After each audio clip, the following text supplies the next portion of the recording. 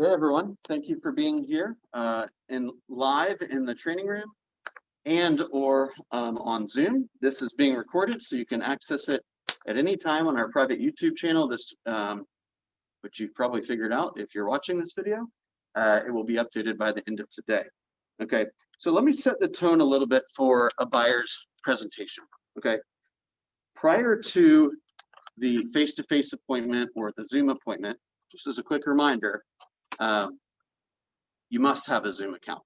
Okay, you must have a Zoom account.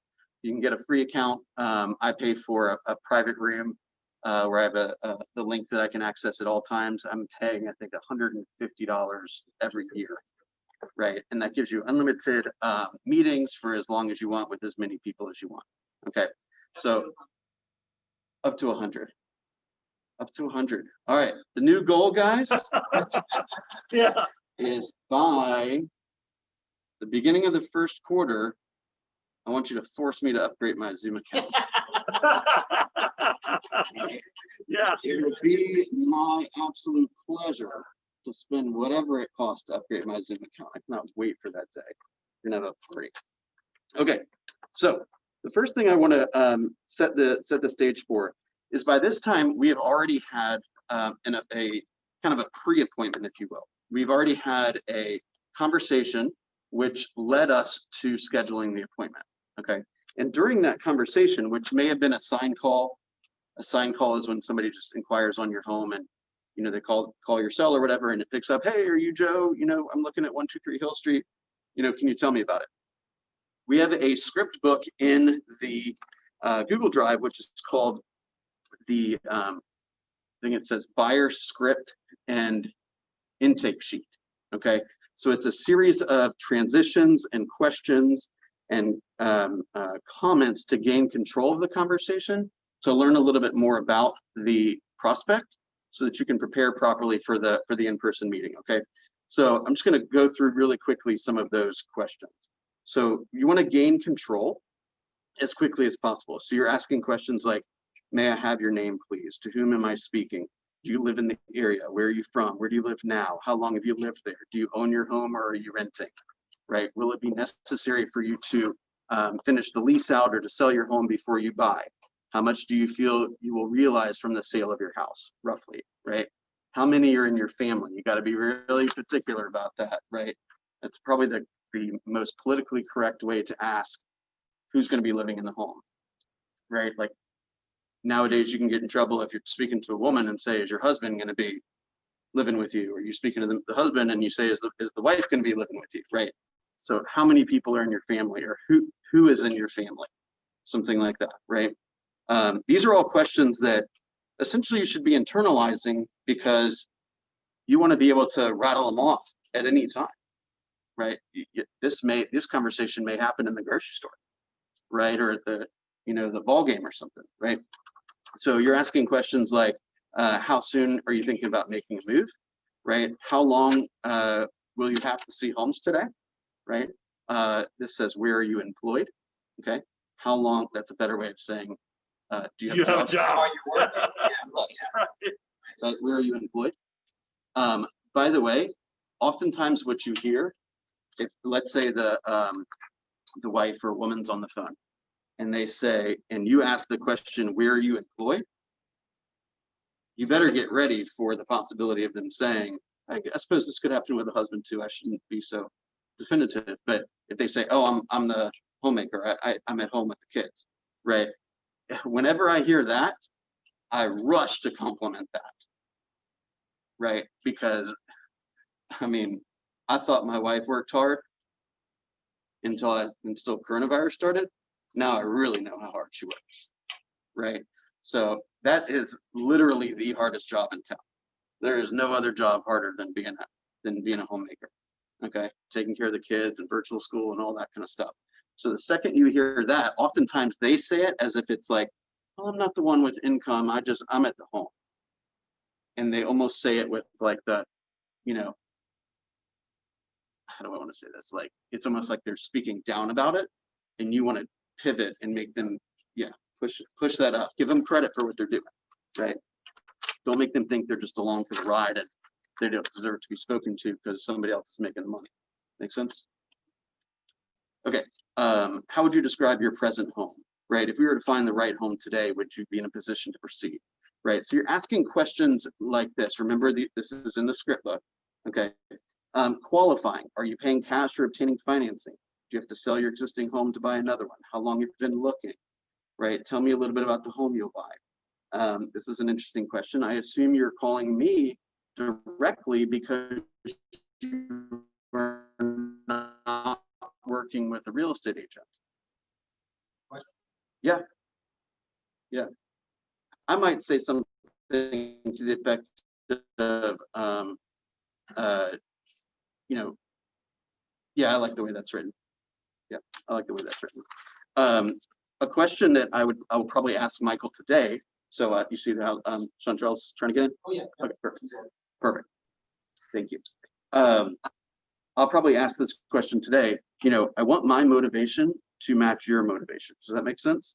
So I know how best to follow up with you. Tell me on a scale of 1 to 10, 10 meaning you're ready to purchase a home today, and 1 meaning you're just curious. What would you rate yourself?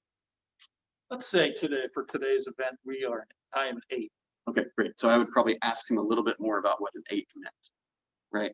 What's preventing you from being 10, right?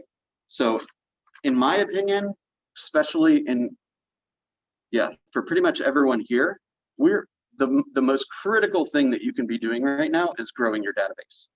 So if somebody says, I'm just curious, say, listen, there will be a time when you have a question, and I want to make sure that you know that I'm here to help you with that. So let's go ahead and have a quick meeting, and I can get to know you a little bit better, get to know your goals a little bit better, and I can be on the lookout. If I find an opportunity that I think you might like to know more about, I can share it with you right away. And in the meantime, when you have questions about the process or you see a property you're curious about, you'll know exactly who to call, right? So don't hear, oh, I'm not going to do anything until, September, and then forget about that person. That person is an incredibly valuable person, and you want to value that relationship and deliver all kinds of value in the next 8-9 months, okay? So then we close for the appointment, and we set our appointment here, okay? Now,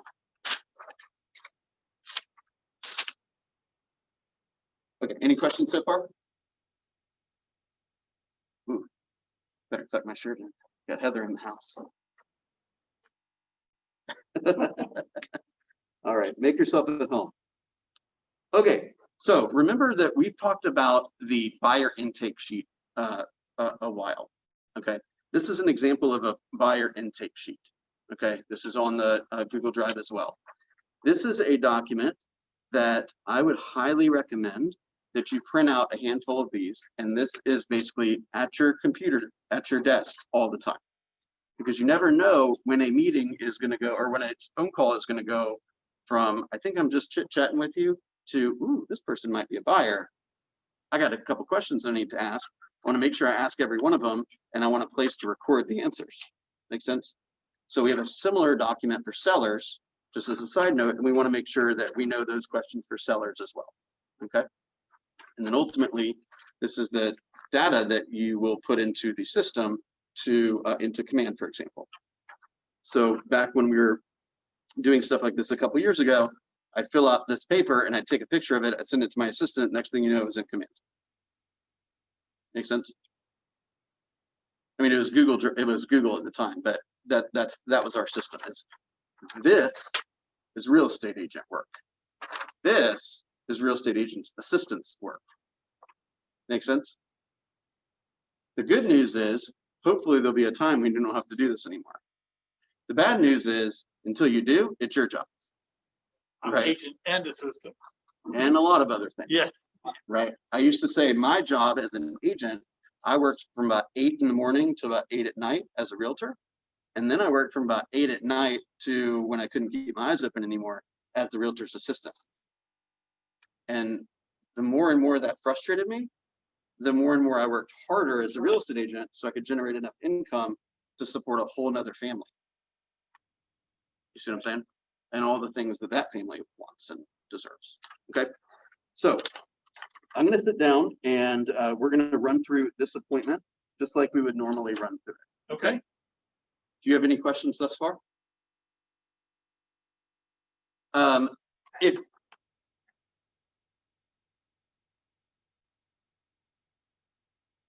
What are the titles? Yep.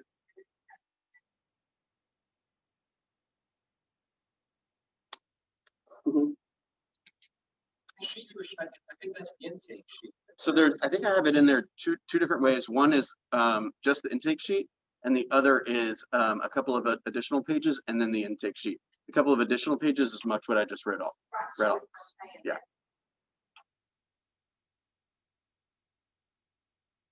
Could you, John, could you type the title of the documents in the chat for me, please? And for those that are not live here, and if you have questions, if you could just type them in the chat, and John will be my facilitator. Is this the locker room?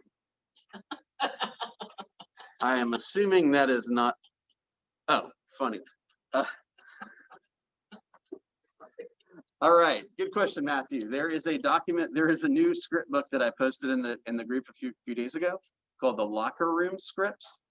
That's a great set of scripts. That is not what we're referring to today, but that is definitely something that you should study. Okay, there's about 3,000 questions in there.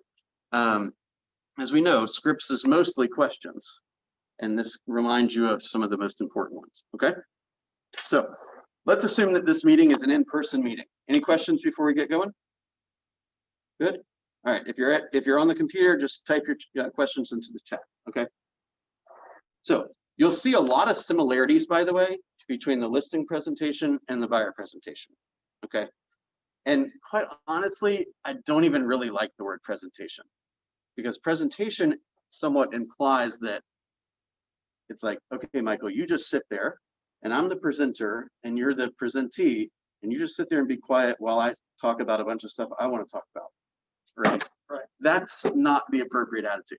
The appropriate attitude is, this is about you. This is a consultation. This is a needs analysis. And if you don't walk away from this meeting convinced that I'm the best person to represent you in this process, I failed. Make sense? Do you ever say that to a buyer? Not using those exact words, but I would say, you know, I would explain my goals and my job and that kind of stuff. So some of those kind of ideas would probably come out, but I wouldn't say, if you don't sign with me, then I'm a failure and you're stupid or something. Okay. Fair. Although I'm probably thinking that, assuming that I want to take this piece of business. Okay. So that brings up another point that I want to say out loud, which is, in all of our one-on-ones, the language that I'm using when we're talking about conversion rates is, if you go on, you know, let's say 10 seller listing appointments, then the statistics would say that 75% of those listings you will take. The language I'm using is you will take, rather than they will hire you. And the reason I say it that way is because while everyone could be an opportunity, it is your job to determine if you want to sign up for that job. So remember what we said, a lot of people will hang on to poor clients because they have a lack of prospects. And the reason why they have a lack of prospects is because they did a lack of prospecting. Okay. What? Okay. If you do a lack of prospecting, you'll end up with a lack of prospects.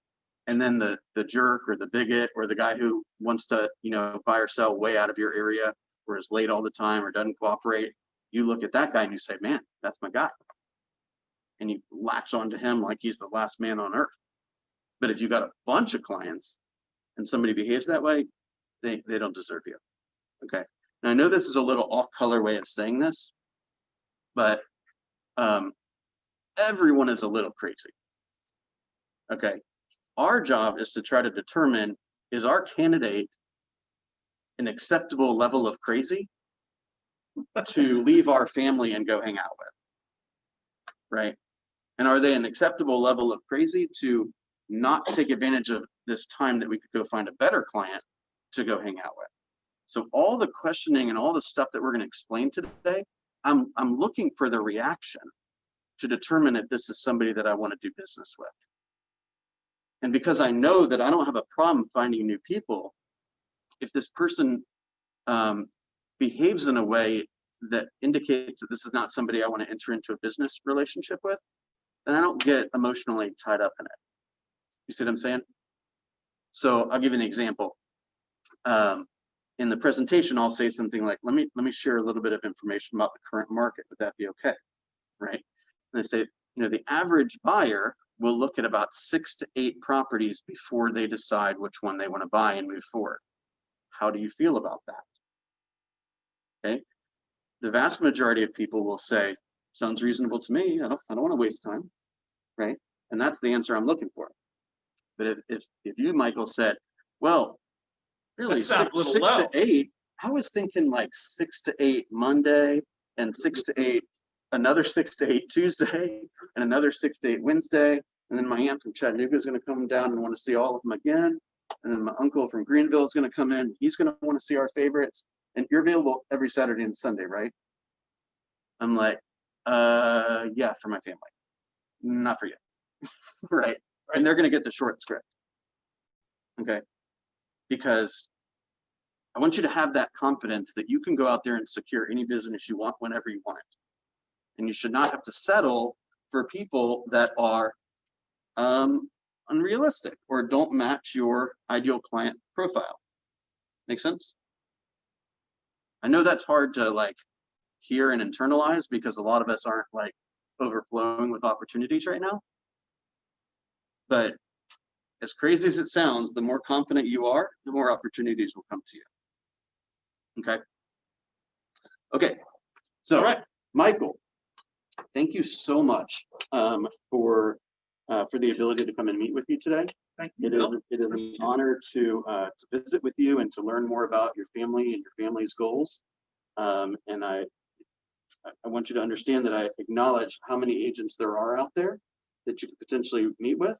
And I'm just honored to be here and have a chance to learn more about what you're looking for. So thank you for that. Before we get started, I just want to share a couple of goals that I have for today's meeting. All right. One is I'd love to get to know you and your family and get real specific on what your goals are, time frame, the type of house, etc.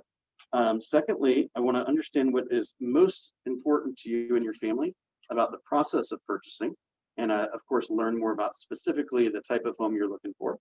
And lastly, I just want to take an opportunity to help you understand the marketplace, some trends, some statistics, some metrics, so that we together can explain to you how to be most successful in the market.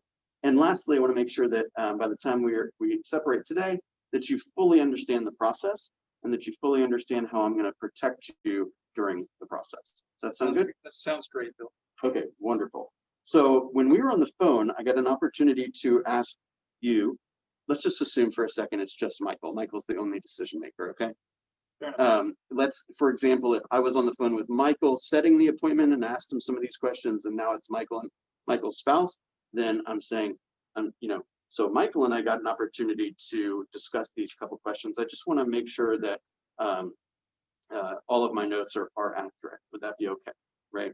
So I'm going to go back through and I'm going to say, some of the questions that we addressed before.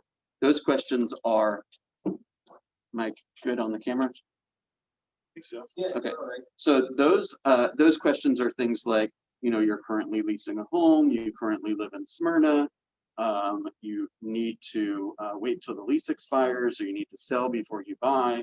So it looks like you're looking for a property in Dunwoody to buy. That's correct, right? And you said that the likely price range would be about 300 to 350. Is that correct? We could say that, sure. Okay. And you mentioned that you'd had some preliminary conversations with a mortgage professional. Is that correct? Right. Okay, so we're confirming Pre-approved.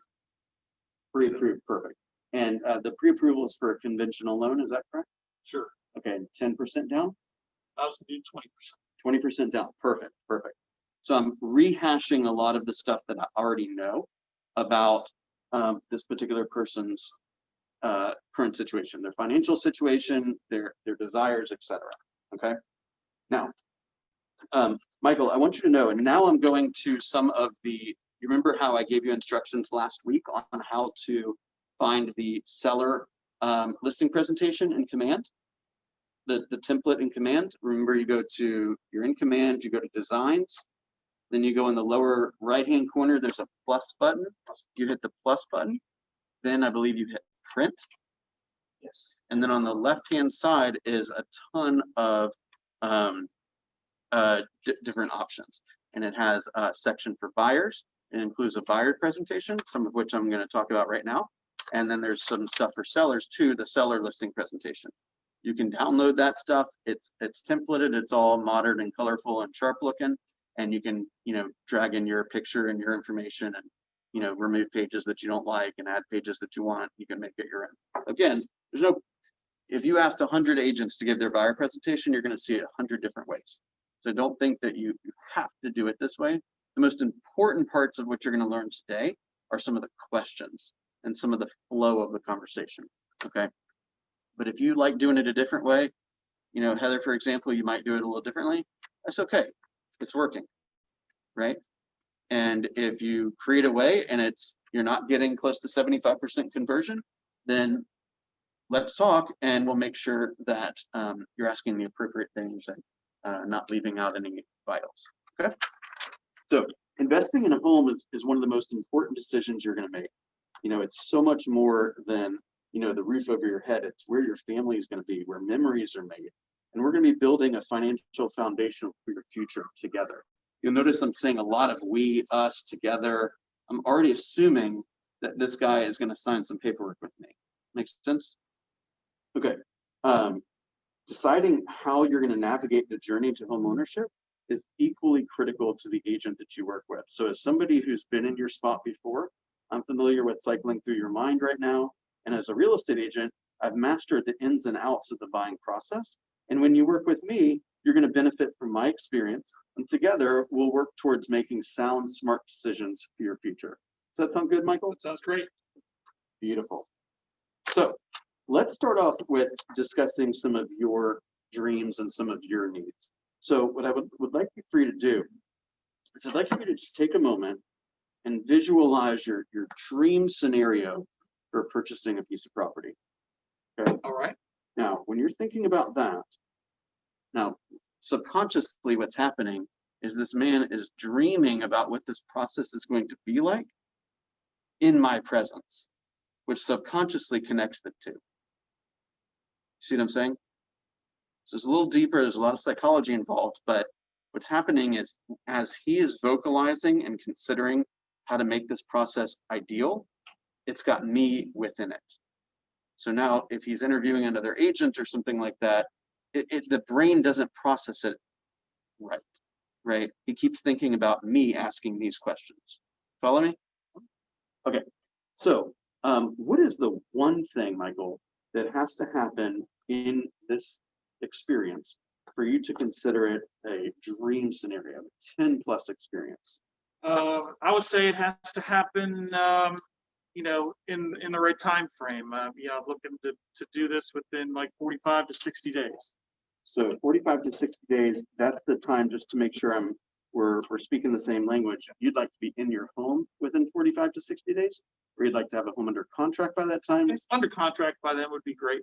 Okay, so if we're under contract in, let's say, the next 60 days, it's probably going to take about 4 to 5 weeks between the time you go under contract and the time you ultimately close and can move into the home. So that puts us roughly 90 days away from moving into the home. Would that be okay? That should be fine. Okay, perfect. And can you help me understand what is that? Why is that so significant? That's the most important thing for you. Tell me a little bit more about why that's the case. Just to get the kids in the right school district before the classes start, I think is the biggest key for our family. Okay. So one of the most important things is within 90 days, you're in the home, kids are ready to go to school, start school in the right school district. Is that right? That's right. Okay. I'm echoing a lot of what's being said back for a couple of reasons. Number one is I want to have a moment to jot it down. And secondly, I want to make sure he knows I'm listening. Right? All right.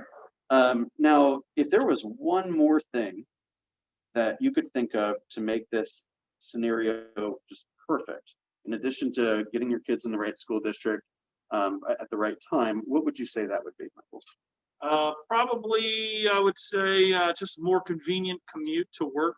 So, you know, a little closer to the west side of Dunwoody. So I'm a little closer to my office. Okay. And okay, so we're aiming to be on the west side of Dunwoody now, so that you'll be a little closer to the office and you maybe can hang out with the kids a little bit more in the morning, not send so much traffic, right? That's right. That would be great. Okay, perfect. And just to remind myself, you said on the phone the other day that you did not need to sell in order to buy. Is that correct? I don't, but I will eventually sell. Okay, perfect. So we can talk a little bit about how I can help you in that scenario as well. Great.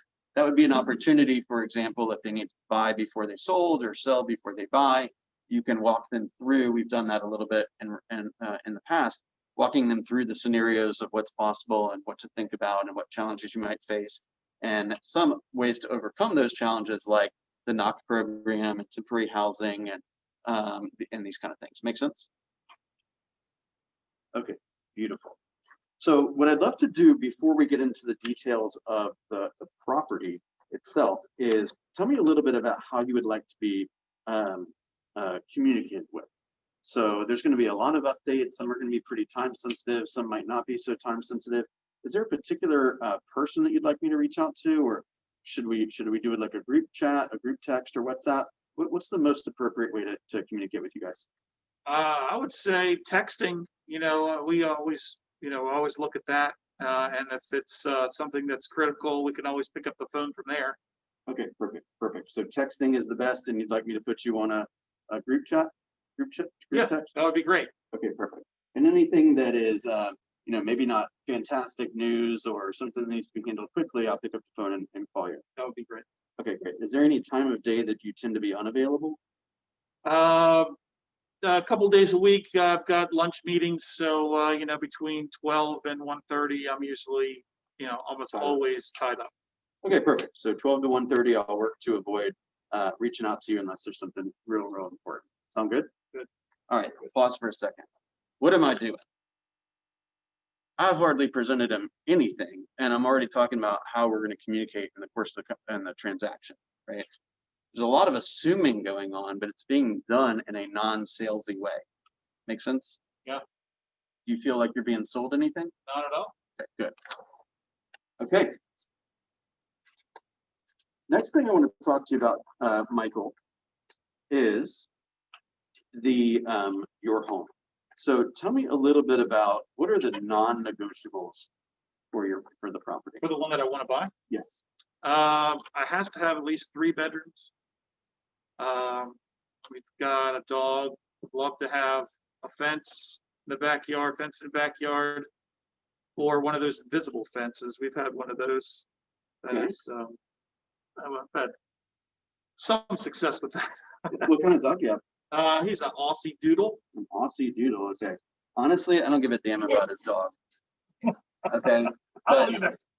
But if you right, but I'm getting there. What I'm saying is that, like, I don't know much about dogs, but if you have a dog, it's because you like talking about the dog. So I'm going to give the guy an opportunity to talk about his dog. Okay. One of the first things that popped into his mind was this home needs a fence to take care of my dog. It's at the top of his mind. I'm gonna give him a chance to talk about the dog. Yes, it's true. If I have to, how do I want to say this? I care about making sure his dog is handled, but outside of real estate, I really don't care much about his dog. Right. But I'm asking the questions because I'm trying to build rapport with me. Okay. So you'd like a fence in your property. Just so I know, if we were to find a perfect property and it didn't have an invisible fence or didn't have a fence, that's something you'd feel comfortable installing? Yeah, I can do that. Okay. I've done it before. Didn't Okay. have to do it in my last house. Oh, you did do it in your last house? Okay, perfect. Outside of 3 bedrooms, what else is important to you? At least 2 bathrooms, even 3 would be great. Daughters take up the bathroom all the time, so. Okay, So a home with two or two and a half bath that was perfect. Yeah. Well, the half bath's going to be on the main level most likely for a guest. So if we had found that what appeared to be the perfect home and it had 2 bathrooms, even though you know it might be a challenge for your daughter, would you be prepared to move forward, or should we look for only homes with 3 bathrooms and more? I would say minimum 2.5. Okay, good. See what I did there? So if the guy goes into if we show him a home and it's got 2.5 baths, and he looks at me and he says, "Hey, this is not enough space for my daughter," I say, last week you told me 2.5s were okay. So I'm not mad at you. I just want to clarify. Has anything changed? Right. Right. So as soon as they start asking for stuff that they have previously told you was different, it's time for a new buyer consultation. Okay. Not like a full one, but you go back and you say, "Hey, last week I remember you telling me that you needed to be in this particular school district in East Cobb. And today you sent me a home that you thought was a good deal in Canton. I'm confused. Can you help me understand why you were attracted to this home?" Right? Is it because you thought it was a good deal? And if you get a good deal, you'd be willing to move to Canton? Was it an honest mistake? Is there something you need to share with me? Let me know how I can best service you. I'm not trying to sound like a smart aleck. It's just, hey, I'm confused. We said this was what we were looking for. Exactly. So be on the lookout for changes in their search requirements or what seems to be important to them, right? So if you go and you show them 3 houses with a 1-story family room, and they walk into the family room every time and they say, "Gosh, it's feel tight," right? Say, "You have noticed that the last 3 homes that I showed you had a 1-story family room, and all of them you indicated that you felt like it was too small. So should we stop looking at homes with a 1-story family room and only look at homes with a higher ceiling in the family room or a 2-story family room?" And they're like, yeah, I was having a hard time putting my finger on it, but yeah, I'd like to do that. See what I'm saying? Shows you're paying attention. When you're in the home, by the way, you're taking lots of notes. And really what I want to happen is when I show, and I it's going to sound like I'm being firm here, and I really am. Okay. When they go into a home, when we're done looking at that home, I want 1 of 2 things to happen. Either I want them to buy that home, or I want them to tell me clearly why they don't want to buy that home. Make sense? So I don't want to buy this home because it's got a 1-story family room. I don't want to buy this home because the layout of the kitchen in this particular home is not for me. Then I take note of what it looks like, and I don't waste anyone's time taking them to a home that has a similar layout in the kitchen. Right? Make sense? So they're either going to buy it, or they're going to clearly tell me why they're not going to buy it. And any answer is okay.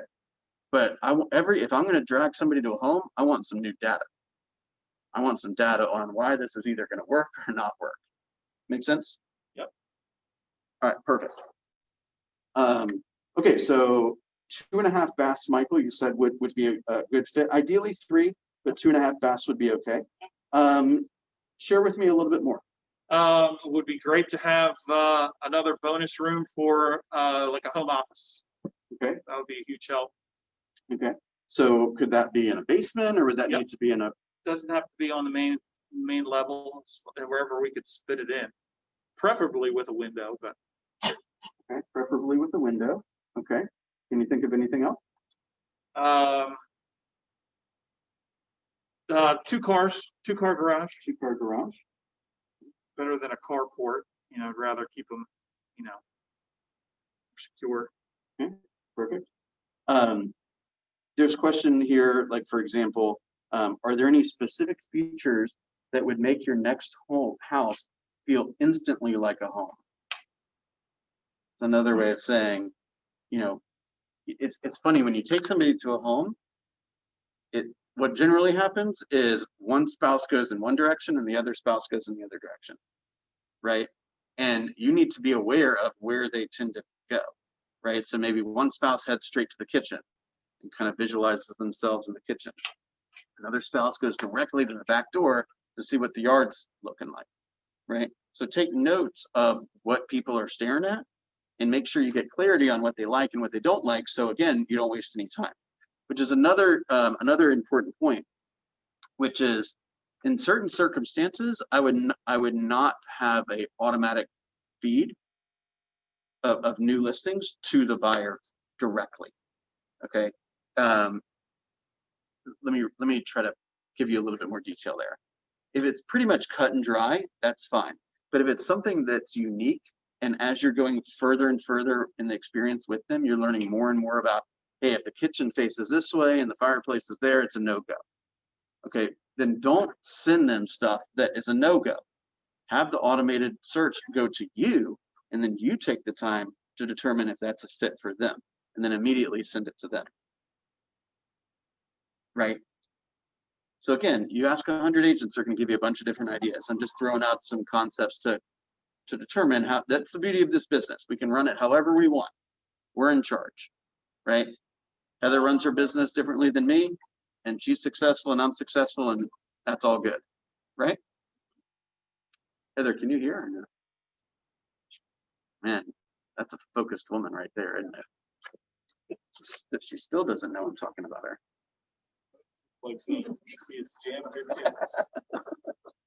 Okay, if you see anything, like there's another question here, will you require any accessibility options, right? If you're talking to, what appears to be a couple of really healthy people that don't have any problem getting up and down stairs or something like that, you don't probably need to ask that question. A lot of times a buyer will vocalize certain situations. Hey, my daughter's in a wheelchair. Hey, my elderly mother's going to be living at the home. Hey, I've got a bad leg and don't want to, go up and down stairs. Just pay attention to that stuff. Okay. Okay.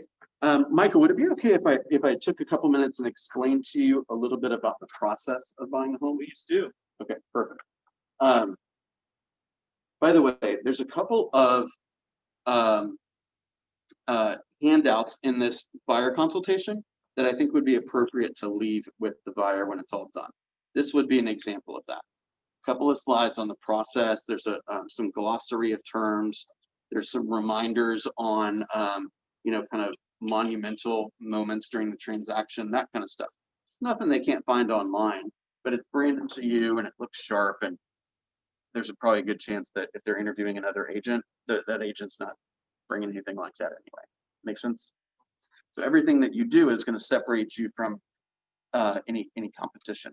Remember also, NAR says, National Association of Realtors, that 70% of home buyers will interview one agent before they make their decision. Meaning, assuming that you don't completely butcher your appointment, 70% of the time, you're going to get the business because they're not going to interview anyone else. As crazy as it sounds, the statistic is similar for sellers. It appears like somebody will spend more time deciding if they want a number 1 or a number 3 at McDonald's than which agent is going to represent them in the largest investment of their career. As crazy as that sounds, go in there assuming the business is yours for the taking. Okay, they're not going to be interviewing Mark Spain against you every time. Okay. Now, especially if you create good rapport and you ask great questions and you listen with the intent to acknowledge rather than just trying to bulldoze over them with your own presentation. Okay, so let me talk to you a little bit about the process of purchasing. Okay, Michael. So now I have a really good idea of what you're looking for. Okay, that one of the next steps that we're going to do is make sure that everything is buttoned up on the financial side. So what I'd like for you to do, if you haven't already gotten this, is have the lender create what's called a loan worksheet for you. That's going to detail all of the expenditures that you're going to incur from both buying the home and financing the home. Okay, it's going to spell out what your closing cost estimates are going to be. It's going to spell out what your down payment is and what your likely cash to close is, and that way you can prepare from a financial standpoint for this experience as well. Okay, just as a quick sidebar, you are now in the home buying kind of mindset, which means that you should have a very boring financial life until this home is yours. Okay. No more sports cars. So, well, it all depends on the ratios, right? So, anytime before you make any large purchases, I want you to consult with the lender first. Is that okay? Okay. Okay, no new credit card accounts, right? If you can get 15% off of Kohl's for the holiday gifts just by filling out this little thing, please don't do that. Okay, no new credit accounts, no large cash deposits, right? Anything that you want to do that you typically do, you shouldn't sweat it at all. But anything that's out of the ordinary, I want you to chat with the lender first. Okay. What I don't want to happen for you and for your kids is that you can't get them into the right school district because something happened funny on the loan side. Right. Okay, so I'm bringing back old stuff that we've already talked about because now he knows even more that I'm listening. Make sense? So what's going to happen is now we're going to have a loan worksheet from the lender. So when we go out to look at property together, right, you will be in a position to move forward if we find what you're looking for. Does that sound good? Sounds good. Okay, let me talk to you a little bit about showings. So I am able to, I work throughout the day and throughout the weekend. So we know that it's a very strong, active market right now. And there's a good likelihood when something comes on the market, we're going to have to go out and get it quickly, go look at it quickly and probably take action quickly. So I want to let you know that I'm a buyer's agent or have a buyer's agent, however the phrasing goes for you and your organization. And so that person is ready to show you a home at a moment's notice. Okay. And we've got a couple of systems in place, something like Key Please, so that if I'm with another client or I'm at an appointment or something like that, then we can get you that door open for you as quickly as possible. So there should be no reason why you can't get into what you want to go into as soon as possible. Sound good? That sounds good. All right, beautiful. Now, when we identify the property that we want to move forward with, what we're gonna do a couple of things. Number one, we're gonna chat one more time with the lender, and they're gonna plug in the estimated taxes and the price and all that kind of thing, check the interest rate, and make sure that we know that we can afford it without problem. We're also going to make sure we know what the closing cost estimates are for that specific property. Okay. And then I'm going to be working on putting an offer together that protects you in a number of ways. Could I explain those couple ways? Sure. Okay, great. Okay. The first contingency is there's generally going to be three contingencies. Okay. The first contingency is something called the due diligence period. Okay. The due diligence period generally lasts about 7 to 10 days. These are calendar days. And this is your opportunity to get all of the inspections done and do all the research that you'd like to do on the property to confirm that you're prepared to move forward. Some examples of that would be a standard home inspection, a radon gas inspection, a wood destroying organisms inspection, like a termite inspection. You may want to confirm the data on police reports or crime activity or the sex registry list. If you want to look up the demographics or the school data or any of that kind of thing, this is your opportunity to do that. Okay. If you find anything that is problematic in your eyes during the course of your research, then you can leave the contract without penalty, so as long as it's within that time period. Okay. Okay. What will most likely happen is we will get a report back from several of the inspections, and we have an opportunity to create a document called the Amendment to Address Concerns. Okay. So in the Amendment to Address Concerns, that is your opportunity to make request of the seller to fix things or repair or replace things that were problematic in the inspection report. As I'll explain to you in just a moment, it's a very, very strong seller's market right now. And there's not a very good likelihood that you're going to be able to cut and paste the inspection report and say, fix all this, even if there's, code violations and this kind of stuff. So the seller's under no obligation to repair it.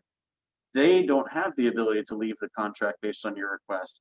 That's your right only. So you will ask for the things that are most important to you. And we can create a strategy on how to move forward or whether to move forward based on their answers. Does that sound good? Let me ask you something about that. So if I say of the 10 things that are on this home inspection report, I want 5 of them done, and I request that of them, and they say no, is the deal over or? Great question. Great question. So acknowledging obviously his concerns and his the things he's not particularly clear about, right? So great question, Michael. So you have an opportunity, we'll make a request, they will answer. And then now, based on what you know about the property, right, the condition of the home, you know what terms you have agreed to buy it with them. If you are comfortable moving forward, then we can certainly move forward. If you're not comfortable moving forward, then you're able to leave the deal without penalty. My recommendation, however, would be, let's say there's a deck that needs to be supported, better supported, and there's the garbage disposal is not working properly, and maybe the toilet's not secured properly, or there's some wood rot or something like that. That just because the seller says they don't want to address it, it doesn't mean they don't care about you. It just means that they don't think you're going to leave the contract based on these small repairs. So we're going to ask them to repair it. And what that's really doing is it's putting the onus on them to determine how expensive that stuff is, right? And to decide whether they want to fix it. If they just flat out say no, then before, I can help you leave the contract, of course, but before we do that, why don't we go get a quote from some of my vendors to determine how expensive this stuff is, right? Because chances are they're not going to leave the contract over $1,000 worth of random annoying stuff. What if it's like $10,000 of damage that needs to be repaired? So at one Can point, we ask them to reduce the price? of course. First of all, we can make the request however we want. So we can say, in lieu of repairs, we'd like you to reduce the price. We could have them, lower the price and repair some other stuff. We can create whatever scenario we want. Look, I want to make sure you're perfectly clear about something, Michael. My job is to help you buy the right home for you. If this one's not it, I'm going to do everything I can to get you out of the deal. But if this one's it, I'm going to do everything I can to get you to the closing table. So if you look me in the face and say, hey, air conditioning systems aren't working properly, the ground settled wrong or something like that, and you don't want to move forward, just say so, and I'll help you fill out the paperwork to get out. So please question. One sec. Please don't think that I'm trying to, persuade you to buy a home that's not in an appropriate condition. However, I don't want you to leave the deal, quite honestly, over what is essentially a $100 plumbing bill. Gotcha. Right.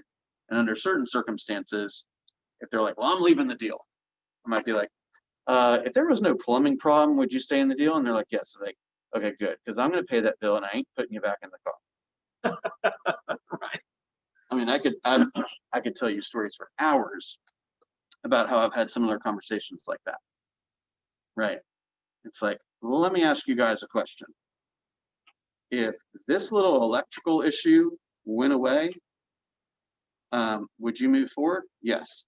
Okay. And meanwhile, they've been bothering me for like a week about a $100 electrician bill, driving me insane. Right. Say, I got a deal for you. You agree never to bring up this electrical issue again, and I'll agree to pay for it. Do we have a deal? And they're like, yeah. I'm like, great. All right. I'm serious. You bring that up one more time, you're paying for it. And they get a little chuckle and you can keep moving forward. Right. I mean, yeah. You see what I'm saying? Yeah. It's supposed to be fun, but like, man, one of the last sales I had, like, I was working with a $500,000 seller and a $500,000 buyer. And I'm on the buyer side.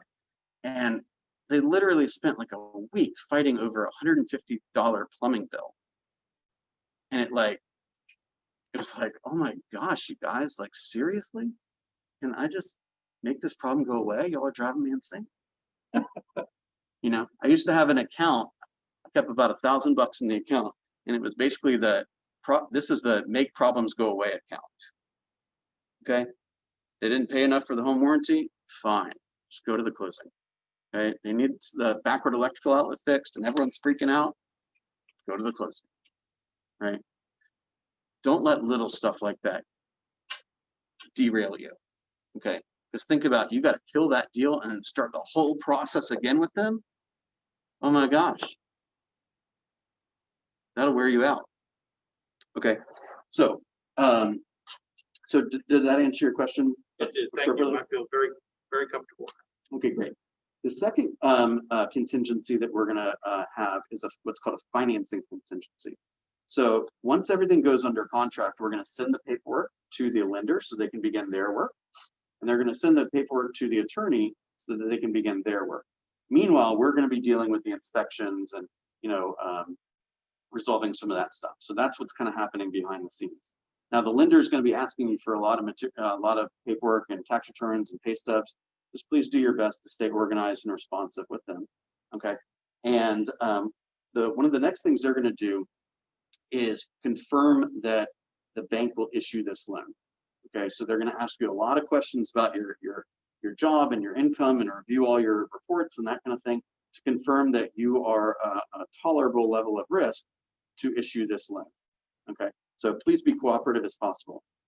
If typically this is about 21 to 25 days, if during that time period from contract to 21 to 25 days, this is the financing contingency, this is your opportunity to make sure you can get the loan. So if you're going to get denied for the loan, we need to have that denial in place by that time. Okay. If you get a denial for the loan, then you will get your earnest money back. So as long as it was done during that time period and it wasn't what the contract kind of refers to loosely as like self-sabotage, so to speak. Like you can't go in and like lease a $800 a month Beamer and throw off your ratios and use that as an excuse to get out of the contract, right? They'll be like, hey, we followed the path of the money here and we're not going to allow that to happen, right? You can't use like a lack of correspondence as a way to, like, if you're not cooperating with the lender and therefore they can't get an answer, that's not a way of getting denied for the loan that would allow you to leave the contract without penalty. See what I'm saying?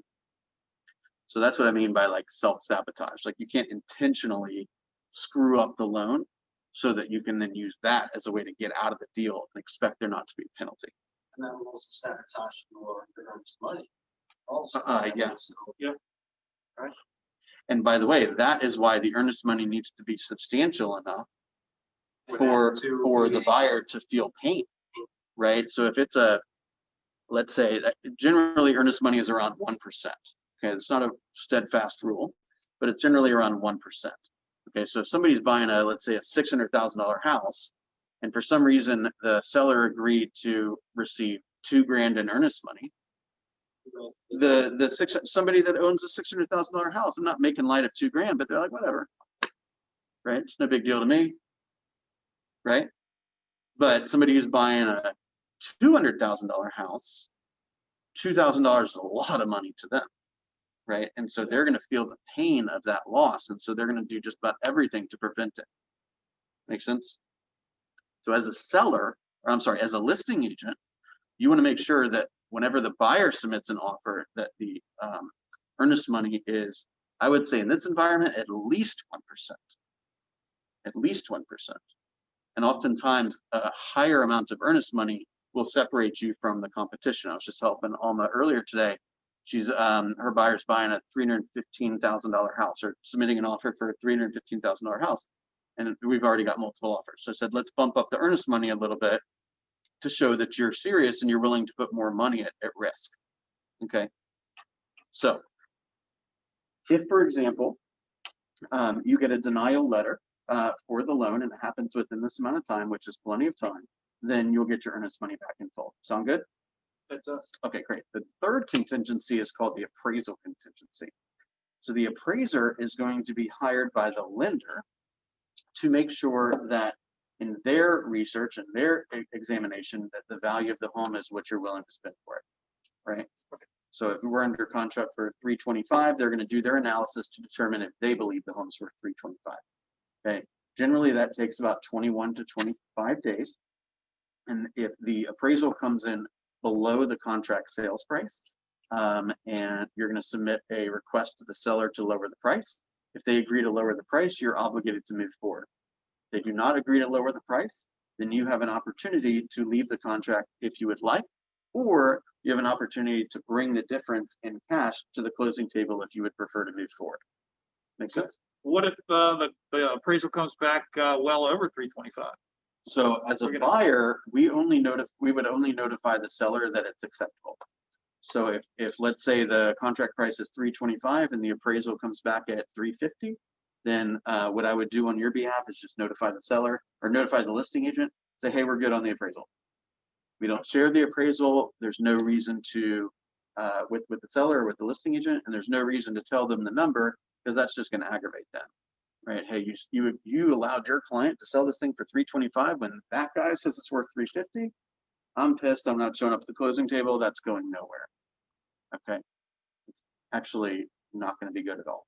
So as a buyer's agent, you just call the listing agent, say, hey, we're good on the appraisal. But he could never come back and say to me, I want more now. I suppose he could ask, but you would be under no obligation to accept that, right? Right. That's a good question. There's one other thing I was going to mention on that though.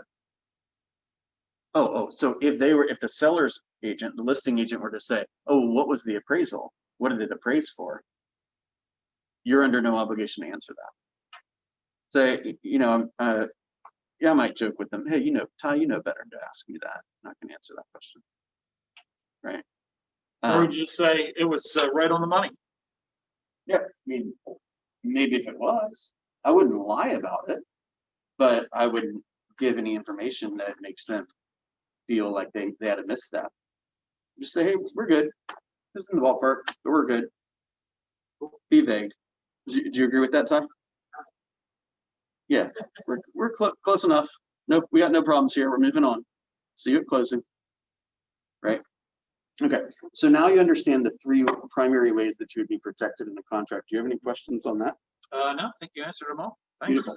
So by the time that the lender has done their work and dealt with the underwriting of your file and the appraisal, and the attorney has done their work, which is primarily checking title and making sure they can issue title insurance, and we're generally dealing with inspection issues, we are well on our way to the closing. And then there's generally about a week and a half or so in between the time that all of the contingencies are resolved and the time that you'll sit down at the closing table.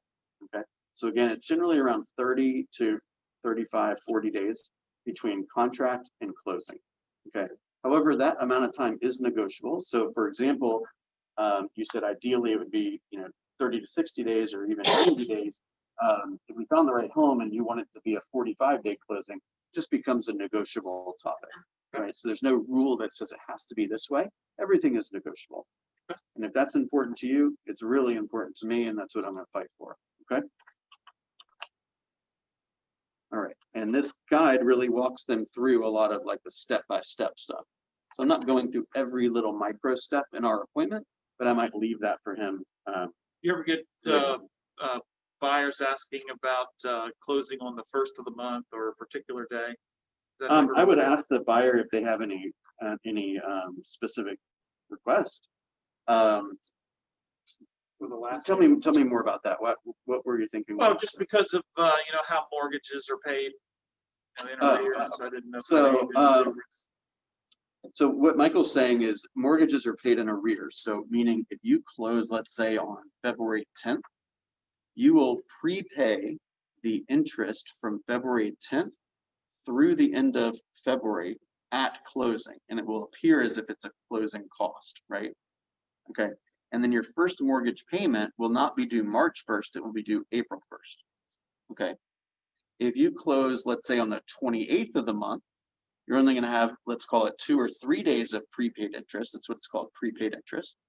And let's say, so you closed on February 27th, you got 2 days of prepaid interest. Your first mortgage payment will be due April 1st. Okay.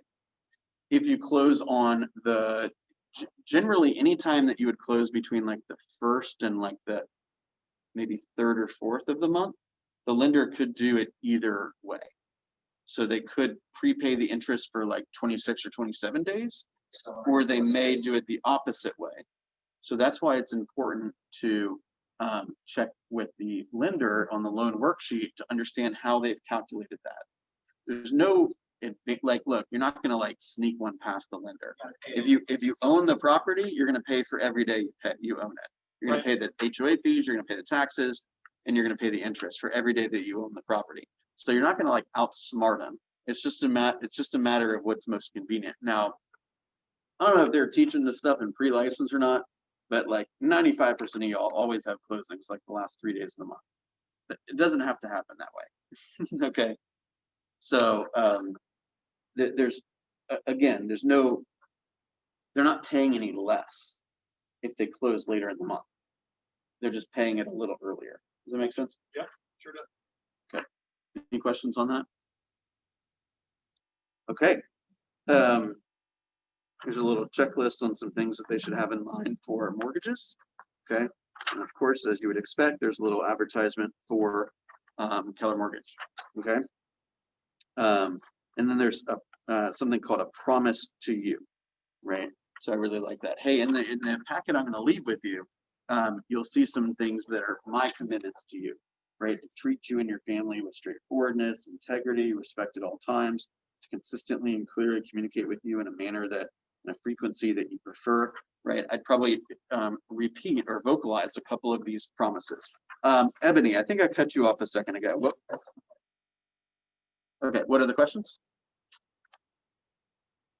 Okay, so I had 2 questions. I did put it in the chat. Oh, I'm not looking at the chat.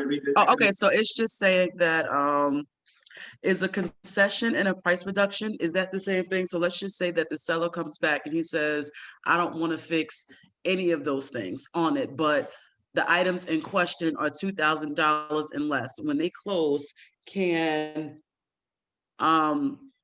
he give a concessions to the buyer for about $2,000 just to address those issues?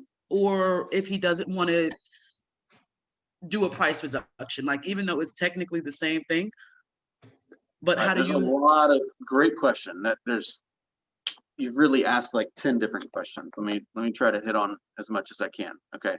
So the first thing is when the seller receives the request, right? It's going to say, have a licensed plumber address this, have a licensed electrician address this, have a licensed roofer do that, have a handyman do that, right? And if it's things like, hey, get the lint out of the dryer thing, like there's no like lint removal professional companies. Like the seller can do that, right? Or handyman can do that, right? So first of all, you have to ask yourself, is it in fact $2,000, right? So did you get a quote from the seller, like a real vendor, Mr. Seller, that says it's worth $2,000 and that's why you're suggesting a $2,000 reduction? Because if they're like, oh, it looks like $2,000 to me, whoa. My buyer's like rolling quarters to get here. So if it's $2,400, we're in trouble. So I need an extra day or two to go and price these things out myself. So if you're unwilling to fix them, fine, but I want to make sure that the amount of money that you're discussing would cover the expense to do it, right? So I want to take, now I got to take that initiative back to go get estimates on whatever is important to the buyer. So I'm going to go, there's a bit of a nuance with that, Diane. I want to make sure that was like 3 points from now that I'm going to get to, because like I said, Ebony asked one question that was really like 10 questions. So first of all, the question is, do we know from a professional how much that work is going to cost? So if they come back and say, I'll lower the price by $2,000, the question is that enough? Or I will, I will repair this stuff up to $2,000. The question is that enough? Okay. So the next topic is, do you take it as a price reduction or can you give the credit to the buyer? There's generally 2 ways you can address that. One is a straight price reduction. In order to accept a straight price reduction, again, you should go back and confirm for your buyer that that amount of money is acceptable. And it's not even that amount of money is acceptable for that repair. Is the concession an acceptable response? What I mean by that is, let's say a vendor would say it's $3,000 problem, and the seller says, I'll reduce the price by $2,000. The question is not like, is it a $2,000 job or a $3,000 job? The question is knowing that it's a $3,000 job, Mr. Buyer, and they're offering to reduce it for $2,000, are you happy? You see what I'm saying? So the seller's under no obligation to fix all the issues.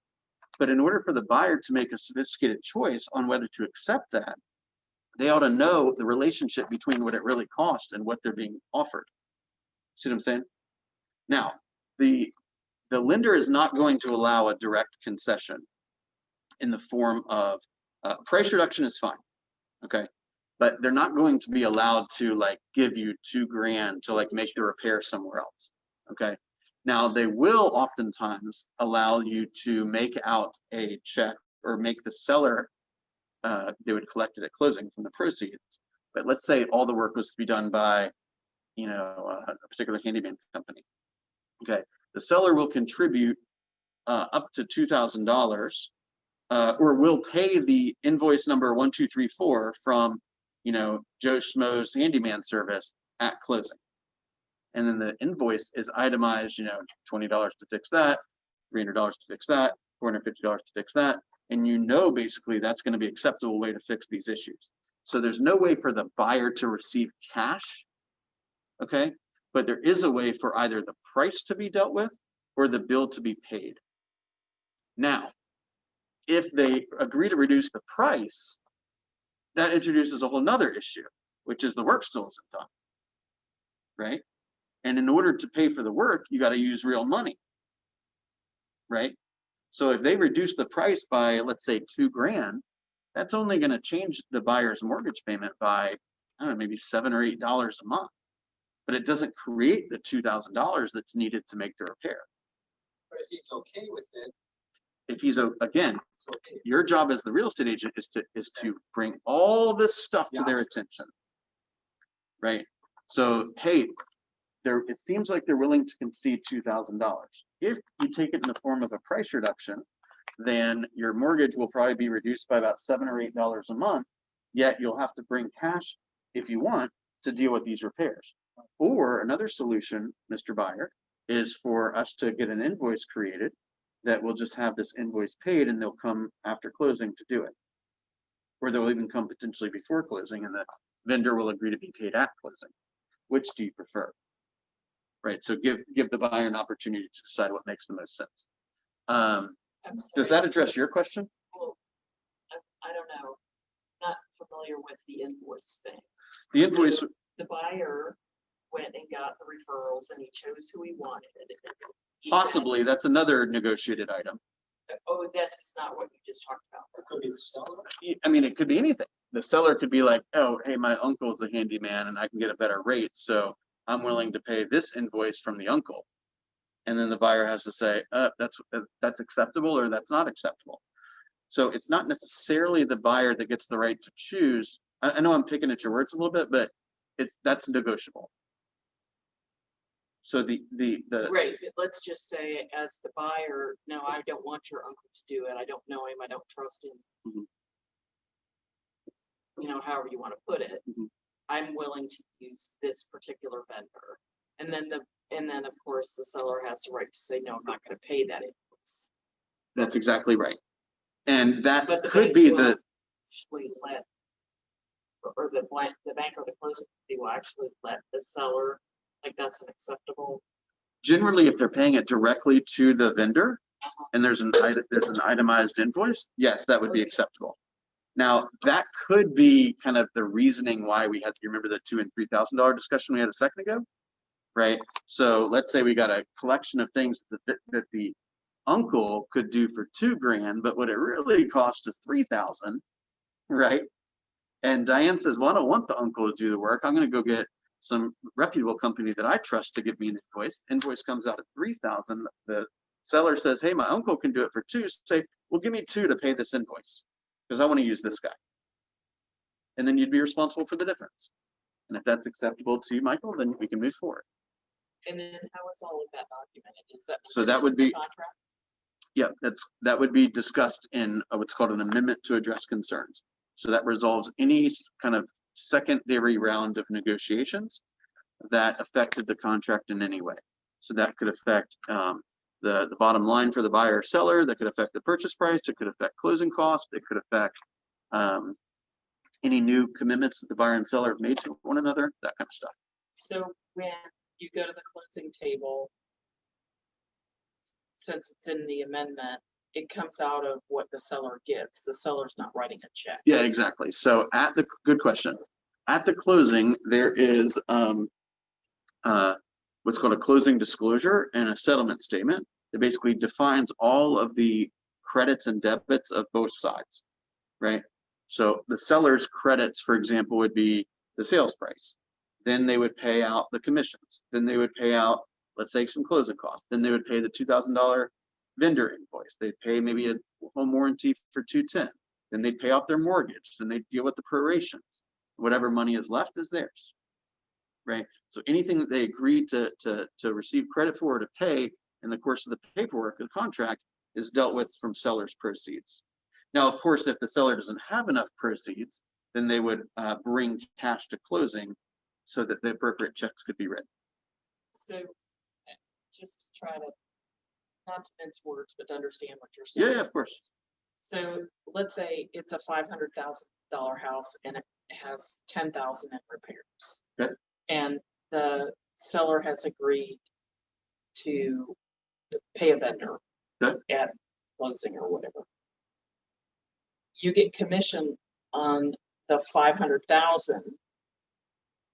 Whereas if he'd reduced his cost by, If it was 490. Yeah.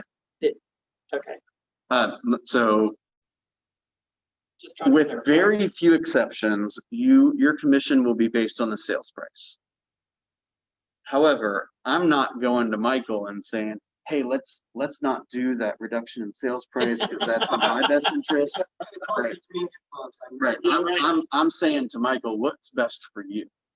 And I'll get whatever I get paid is what I get paid.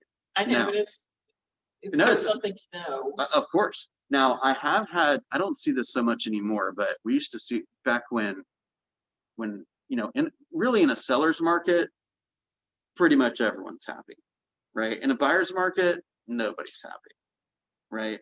And, we used to have this experience where, like, let's say my offer was $300,000 and I was requesting $6,000 in closing costs, right? Then rather than paying me on the 300, the listing agent would come back and say, hey, the seller only wants to pay on the net, right? So then you get paid on the 294 or whatever. And at that stage, you're like, well, I'm not here to wreck the deal, so I'll just get paid on the 294, right? So sometimes you get like a seller who makes a big stink about, are you getting paid on the net or the sales price? If that just take that in stride.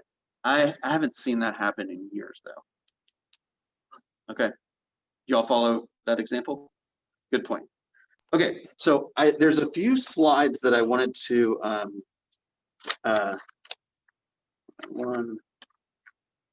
here it is.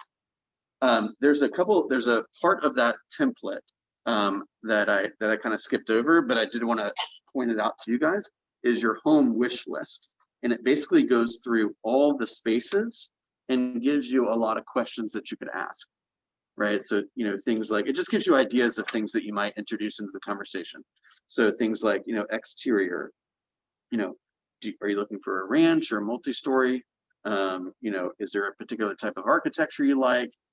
Obviously you want to be familiar enough with the marketplace to not ask stupid questions, right? If somebody can afford a $300,000 home and they want to live in Alpharetta, like, you aren't going to probably live in a single family home, right? And don't be like, you want 4 bedrooms? Okay. Because they'll be lucky to get 1, right?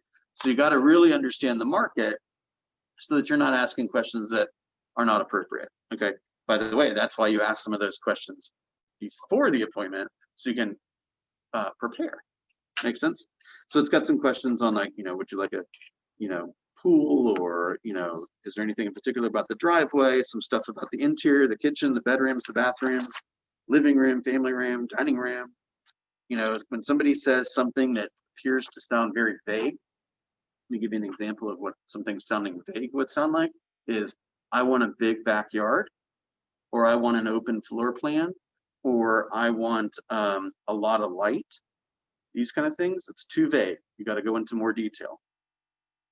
Michael, I hear that you say you want a big yard. Big yard means a lot of different things to a lot of different people. tell me, what does a big yard mean to you, right? If you grew up on a ranch, a big yard is 50 acres. If you grew up in Manhattan, a big yard is anything that's green, right? Right. So we got to understand what that means. So Michael, you say an open floor plan is important to me, or important to you. What does that mean to you? Tell me, how would I recognize whether a floor plan was open? Does that mean the kitchen's open to the family room? Does that mean that it's a 2-story family room? Does that mean like I can see the backyard from the kitchen? Does that mean that the windows are in a certain place? Tell me more about that. What does that mean to you? Why is that important to you? Oh, well, I want to be able to see the kids while I'm cooking dinner when they're in the family room, hanging out watching TV. Great. So let me ask you a question. If we were to come across a home that would otherwise appear to be perfect for you, and the kitchen did not open to the family room, would you consider buying that home? Right? And if they say no, don't take them to a home that doesn't fit that criteria. You're wasting time and you're proving to them you're not listening. Make sense? Yeah. There's a lot of cultures, for example, that want certain things that you would never even dream would be necessary, right? So a lot of Indians, for example, want homes that face either north or east. What's interesting is it also depends on what part of India you're in, you come from, that dictates what direction is acceptable, right? Then you have some Indians that don't care at all about that stuff, right? So you just got to ask the questions. There's some Indians that say it's not just about what direction the home faces, but it's what quadrant is the kitchen in, right? And what quadrant is the master bedroom in? By the way, the term master bedroom is even starting to get some attention, right? I'm not making judgments here. I'm just saying there are some master bedroom is an example. So like master bedroom, I say, hey, is there anything in particular about the master bedroom that's important to you? And they're like, master? Who's the master and who's not the master? Right? It's like, it's a little bit of a faux pas, right? There's certain states that you actually cannot input the word master into the FMLS, or not FMLS, but their version of the MLS, right? The master bedroom, another way to say that is the owner's suite or the owner's retreat or something. I'm not saying that, look, if it offends somebody, then it's worth noting.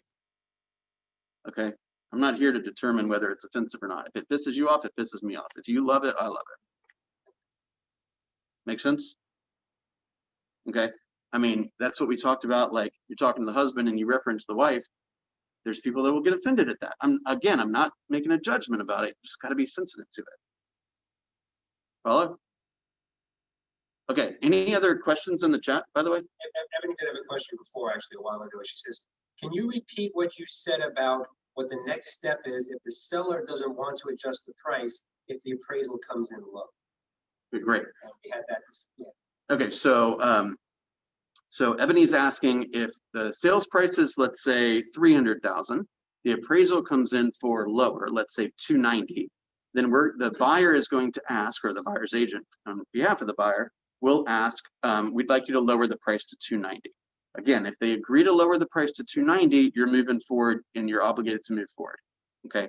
If they say anything except for yes, which is no, I'm not reducing the price, or no, I'll only reduce it to 295, anything other than matching the appraisal, okay, then that's considered a no. As long as that's done within the appropriate amount of time, which again, it's negotiable, but it's generally around 21 to 25 days, then the buyer could do one of two things. They could either leave the contract with no penalty, okay? Right now, of course, they're not going to get like money they spent on inspections and that kind of stuff back, but they would get their earnest money back.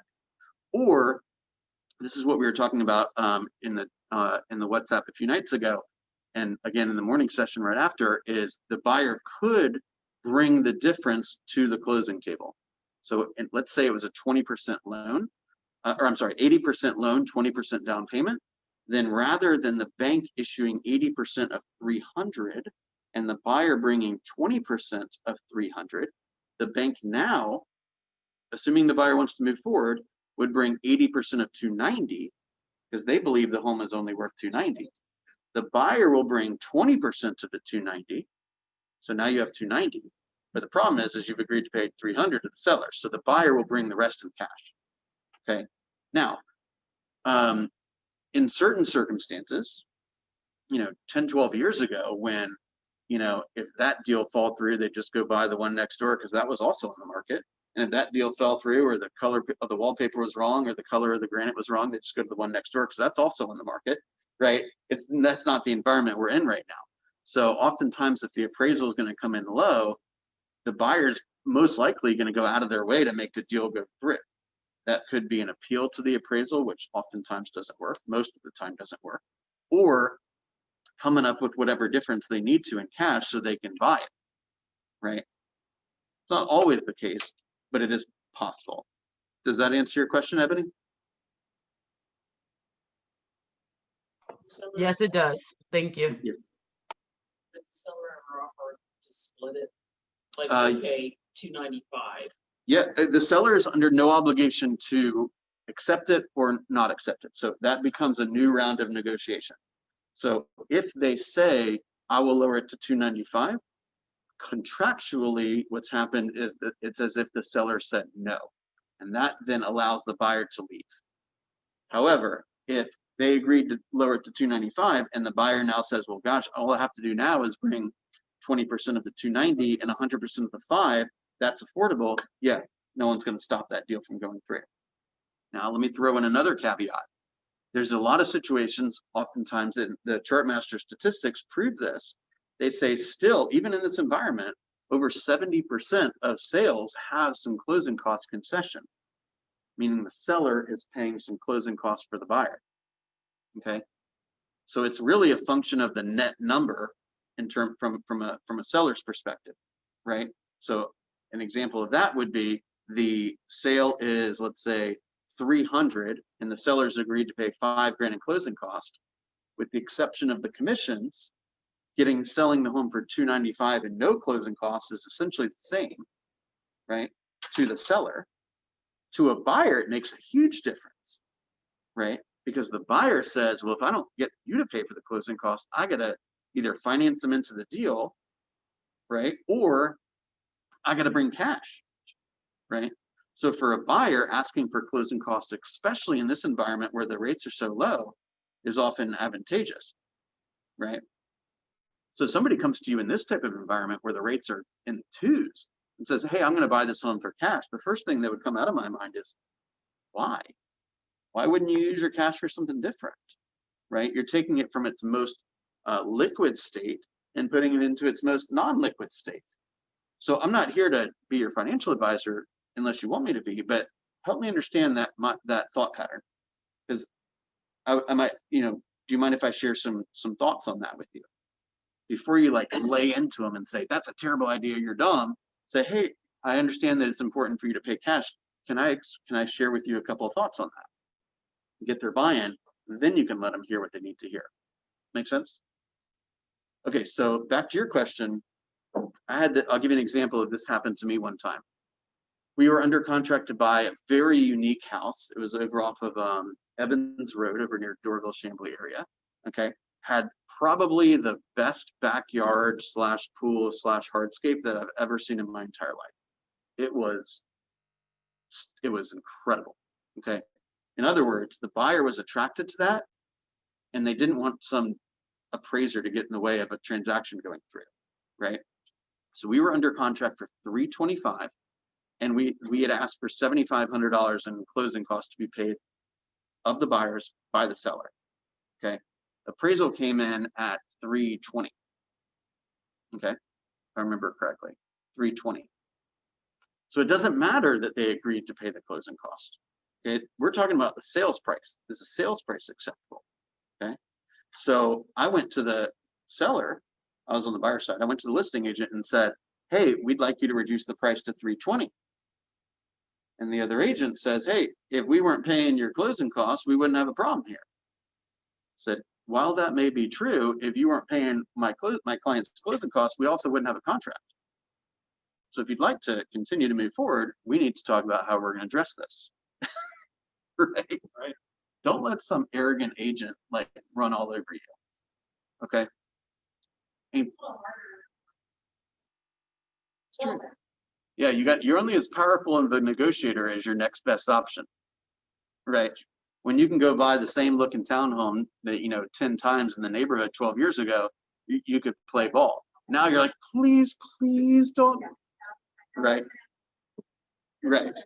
Closing costs. Yep. Thank you. Okay, so they said, well, we wouldn't have a problem if we weren't paying your closing cost. And I said, yeah, but we wouldn't have a contract either. Right. So we agreed to split it, meaning we would take less closing costs and we would lower the price. And both parties my buyer brought a little bit to the table and the seller took less money. And that was a solution that both parties were comfortable with. And so it was fine. Okay. Makes sense? However, if even in that situation, the seller said, well, I can't pay the closing cost and reduce the price, then that's a no, and the buyer can leave if they're not satisfied. Got it? Okay. And they get their. Yes, as long as it happened within that appropriate amount of time. Exactly. So remember, Michael, my third goal, I'll go through this super fast. My third goal was to help you understand the market better. Okay. So I want to share just a couple of slides with you about the market. Now, you have to be really careful. Some of this stuff I might not even put in front of him unless he brought it up. But these are some of the slides that I felt were most important from the chart masters. What I'll do is I'll scan this through and pop it into the chat here this afternoon. But I have a couple of slides that I can use to reinforce explaining how to be successful in this market. So for example, remember earlier I asked the question, would you, typically we look at 6 to 8 homes before we make a decision. How do you feel about that? I also, in this environment, would say something to the effect of, so Michael, you're buying a home with it between $300,000 and $500,000. According to the research, 46.7% of those properties are going to sell at list price or more than list price. So if I were to help you identify one of those properties and you ultimately were in multiple offers, there's multiple people that wanted it at the same time, and I was encouraging you in order to secure it, to pay list price or more than list price, how would you feel about that? I'd be fine with that. Great. If they say, no, I'm unwilling to do that, then you want to ask another question. So tell me more about that. So we find the perfect place and you're not going to be willing to compete for it. Is that what I'm hearing? Right? Well, no, I want a home for 85% of list price. Okay, let me pull out the short script because this meeting's going to end very soon. You see what I'm saying? Because ain't nobody getting 85% of the list price now. Makes sense. That is correct. Yes, that's correct. I've got some slides here about months of supply by price range, right? So between $300,000 and $500,000, it's not even a month of supply, it's 0.9. Meaning if no new homes were listed between these two prices, right, the entire inventory would be done in less than 4 weeks, right? A balanced market, Michael, is somewhere between 6 and 7 months. So are you prepared to be pretty quick and assertive and aggressive with your offer? So Great, you will. My job is to make sure that you get protected and that winning is oftentimes getting the right price. And we're going to do a thorough amount of research to make sure that neither one of us believe, or that both of us believe we're paying an appropriate price. And if you decide to, possibly pay more, that you understand that that might be a factor. right, but I'm still protected because the appraisal contingency protects Exactly. if we go too high. That's exactly right. That's exactly right. And then there's some slides on percentage of original list price to sales price. Like if they're to say, hey, well, I want one for 80%. So, oh, hang on. I brought the fourth quarter 2020 data. Let me go back to my computer and look for the first quarter 2009 data and see if that would have been possible back then. I'm just kidding. But you gotta know the data so that you can explain to somebody to just to make sure it's very realistic. Okay, so I've got some slides on, price reduction effect, right? If the home does not need a price reduction, meaning, hey, this place just came on the market today, let's go look at it.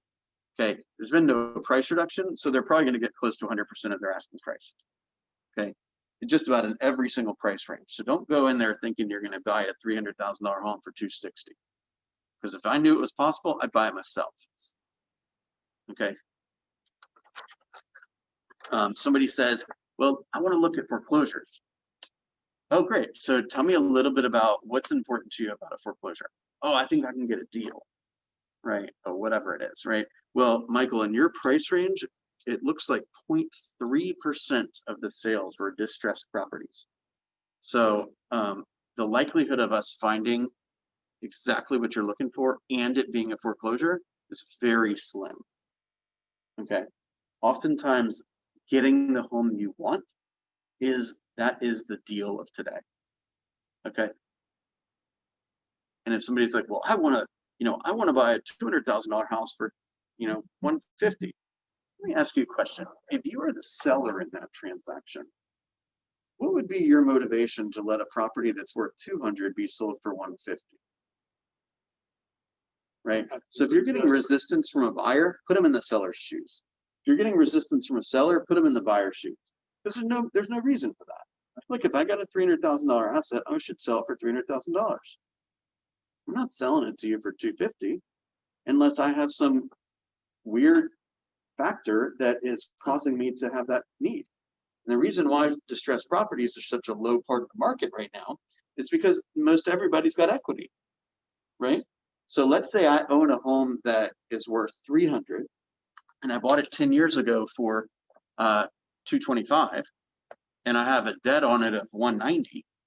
So again, I own it, it's worth $300,000. I have a debt of $190,000 and it's worth $300,000.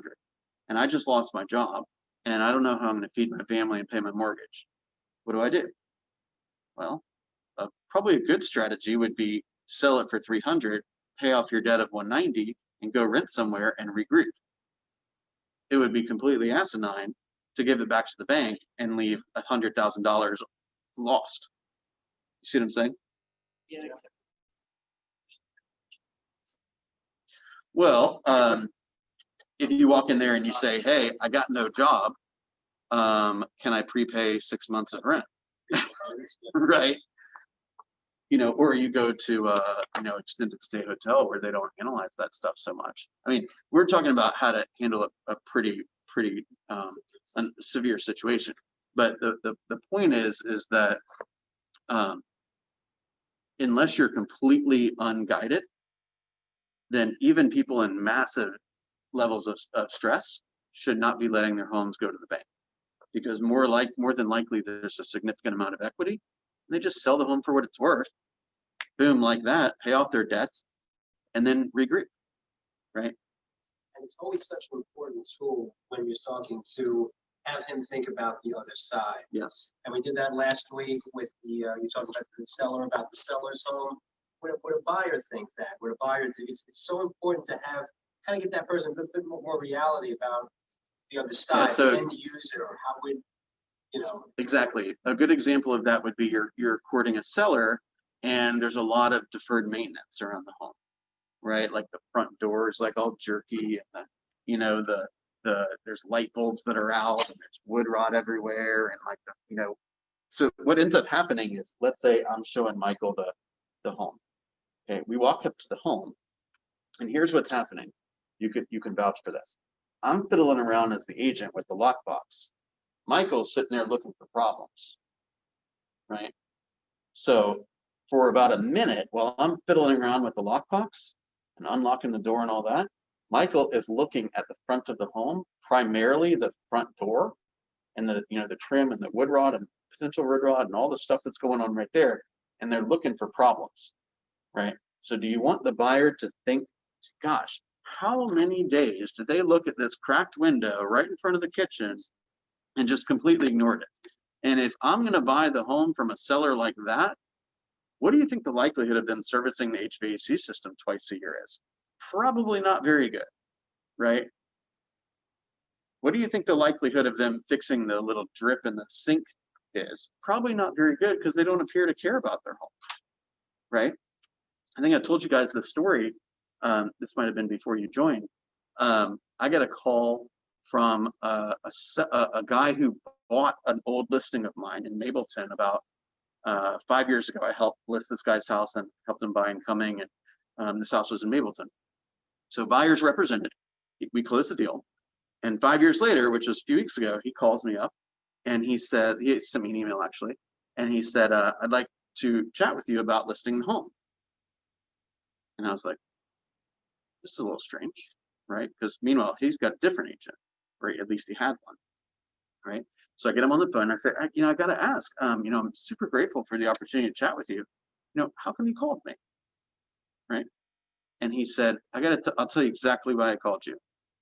The way that house presented itself 5 years ago, I knew that if that told me you had a certain type of seller.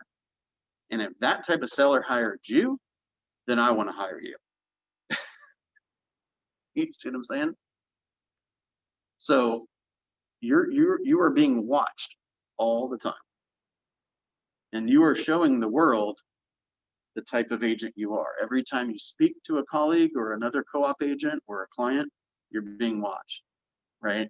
You can't, I suppose you could lose your cool, but it's going to come back to you in the long run, right? I've mentioned a few times, I've got probably 20 agents in town, maybe more, that I could call and be like, hey, Ty, that townhome in Decatur you got? I got a buyer that wants it. And you're like, oh my gosh, I'm gonna have 50 offers. Hey, Ty, what's it gonna take? You're like, Bill, I need a slam dunk so bad. Can you give me 325 and no closing costs and close in March? I'm like, done. Right? I don't have to fight it over with everyone because I've got a good reputation, right? Because they know that I'm going to do my job and probably half of their job, right?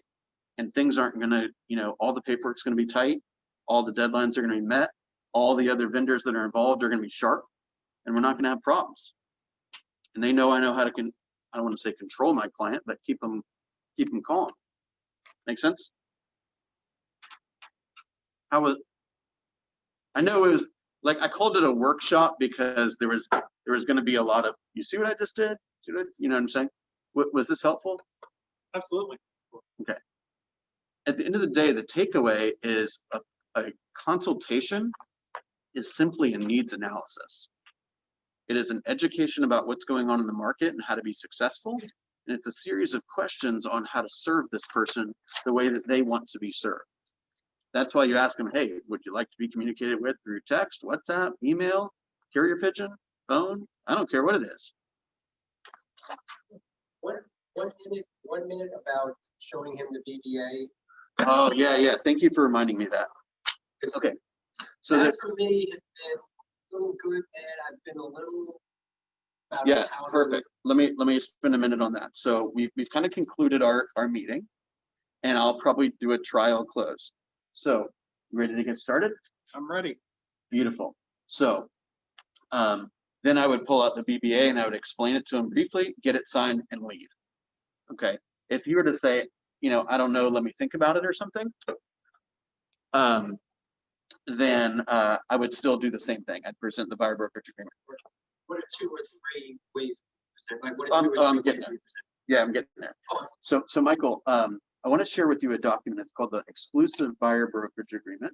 And what it is it's basically a loyalty agreement, okay? It defines what my obligations are to you and what your obligations are to me.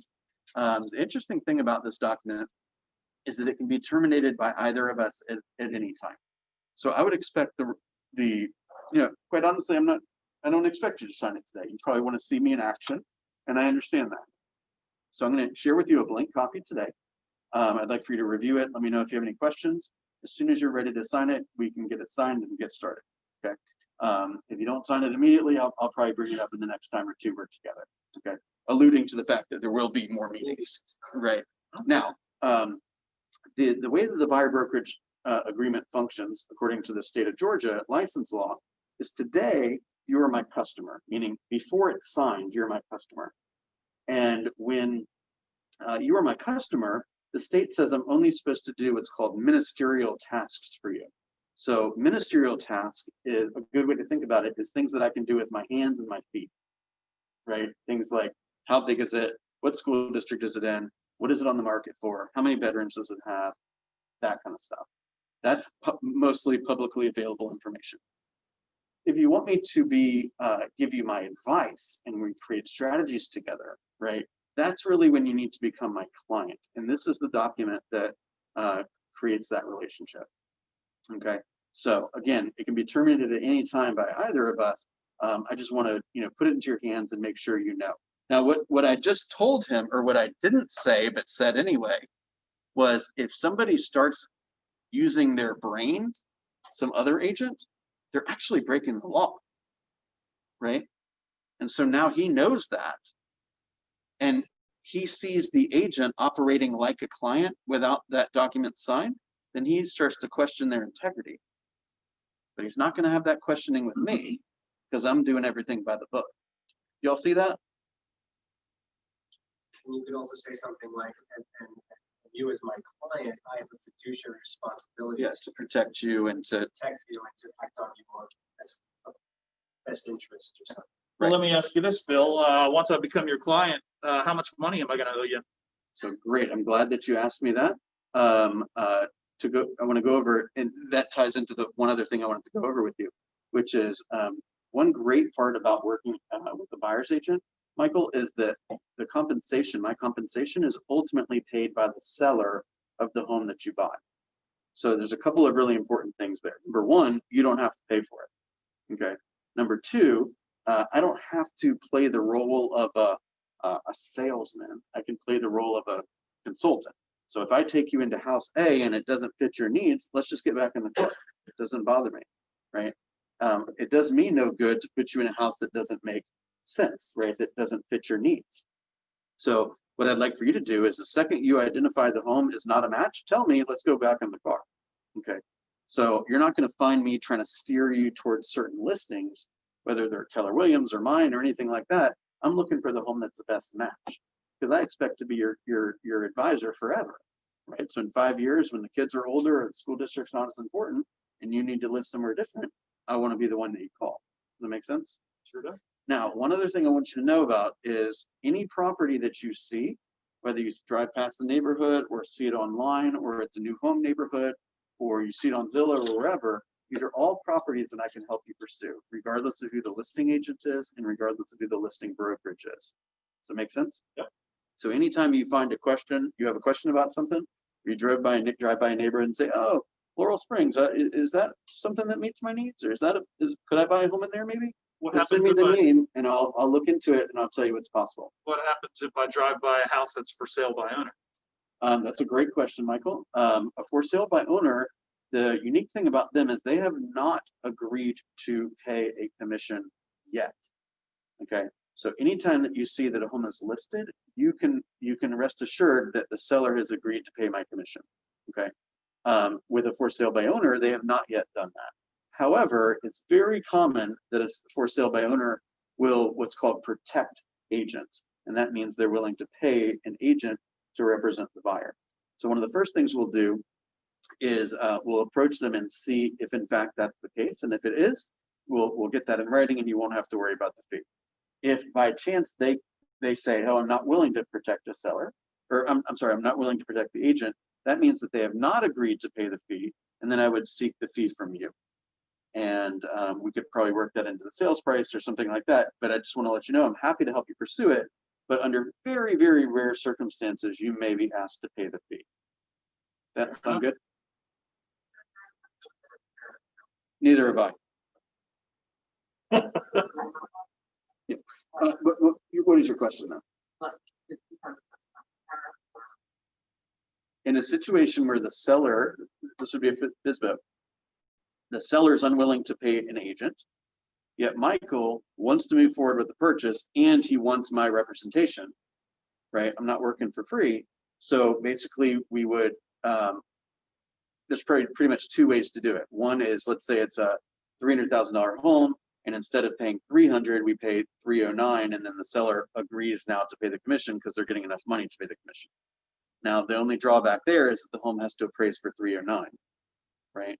Or the seller says, I want no part of you, Mr. Agent, and I'm not doing anything to help facilitate this, then Michael would bring the cash to closing. So this is sort of an off-topic subject, but the appraiser knows what the house is selling for, Yes. so they really have to think that the house isn't worth it in order to not appraise it for Yeah, that. now we're getting into kind of the philosophy of an appraisal. So here's some commentary on that. Okay. An appraiser is really not, they're really hired by the lender to inform the lender whether they're making a sophisticated loan. Right now, what is fair market value? Fair market value is what an uncoerced buyer and an uncoerced seller are willing to exchange the property for, right? So with that said, the appraiser's job is basically to more or less sign off on it, right? Now, they're going to do their research just like the buyer's agent and the buyer did, most likely, right? And they have to play this fine, they have to walk a very fine line because they don't want to wreck the deal, but they also don't want to sign off on something that's problematic. They want to protect the lender, but what is protecting the lender? That's a whole another discussion, right? So for example, we had 10, 12, 14 years ago, we had a lot of issues with appraisers like saying, oh, we're good. A lot of mortgage fraud and these kind of things, right? And they didn't want to kill the deal because then they wouldn't get any more business from the lender, right? So there's a lot of stuff going on behind the scenes that could lead to impropriety, right? If that makes sense, right? So the lender or the appraiser, they also keep records of this stuff, right? So if an appraiser has signs off on a bunch of stuff and then those deals end up going south because the borrower was not capable of making the payments, and then they say, well, Joe Schmo from Joe Schmo Appraisals did this appraisal, let's evaluate to make sure this guy should keep his certification, right? So the appraiser's walking this fine line of, they probably only paying me $150 to do this, right? So automatically I don't really care that much. And I don't want to piss off the people that are paying me, yet I want to stay legal and stay compliant. So I'm not trying to suggest that an appraiser is less than ethical. I'm just saying they've got a lot of kind of contradictory motivations, right? So oftentimes what you see is you generally don't see appraisal problems. I would say in, 400 or 500 buyers that I helped, I probably had, maybe 10 appraisal problems. Like it's not that common.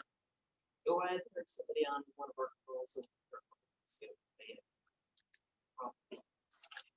but as the market moves up, oftentimes in order for a market to move up, somebody has to be willing to pay more than anyone's ever paid to live in that neighborhood. You see what I'm saying? And then you have to have not only the buyer willing to do that, but a buyer's agent willing to allow the buyer to do it, which is a little loose way of saying, suggest that that's an acceptable option. And then you have to have an appraiser that's willing to sign off on it. So the only way the market's going to appreciate is if that happens over and over and over again. So there has to be some type of give there for the appraiser to allow that to happen. Otherwise, the market will always stay the same, right? That's why this, as you can see, if you go back and watch this video, it's like this much about selling houses, and it's all about the head. It's all about how the buyer processes things, how the seller processes things, who gets paid how, there's so much more to it than just what you would read in some book. You see what I'm saying? And the more and more I explain those types of situations to a buyer, the more they trust that I know what I'm doing, right? So if I tell a story about how I solved somebody's problem, then they say, oh, well, if I have a problem, he'll probably just be able to solve that too. He's a problem solver. I want to work with a problem solver. Where do I sign?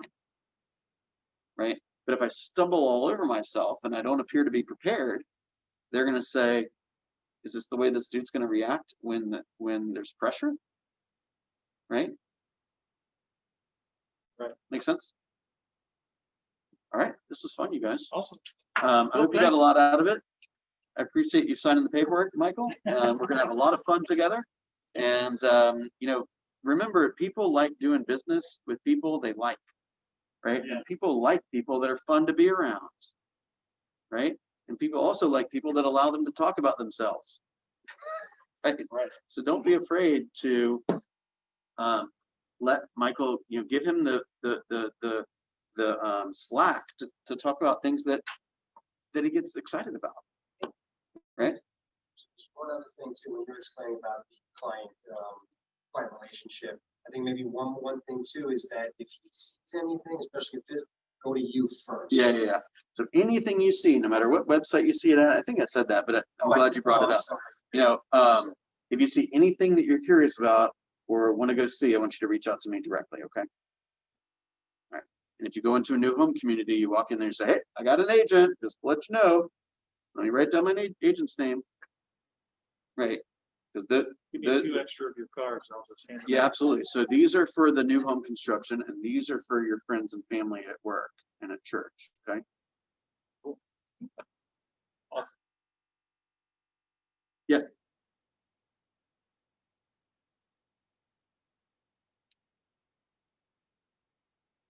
Yep.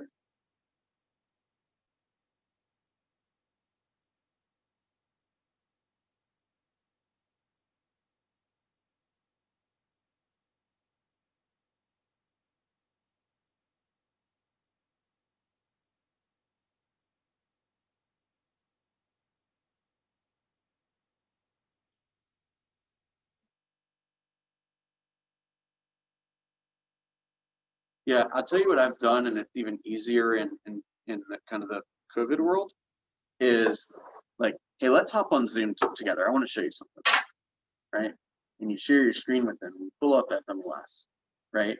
And you say, oh, great, you want a $500,000 home in Alpharetta? Awesome. There's 320 of them. Okay, you want one with 4 bedrooms? Cool, we're down to 250. You want one with a basement? Now we're down to 17. You want one that was built in the last 2 years? 0. Right?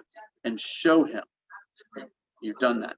And right, and so I'll come back to your situation in just a second, but you know what, based on what you've seen here, is there a criteria that I edited for that we should adjust? Would you be willing to go to Cumming or Johns Creek or Roswell or Dunwoody or Sandy Springs? Where should we move? And if they're not like dealing in reality, you have to say, look, I mean, here's a couple of options. We could adjust our criteria, or we could just kind of sit and set you up on a search and see if anything happens to ever pop up in here. Right now, tell me again why you're moving. Well, I'm moving because my kid's in a lousy school district and I want to get him in a better school district.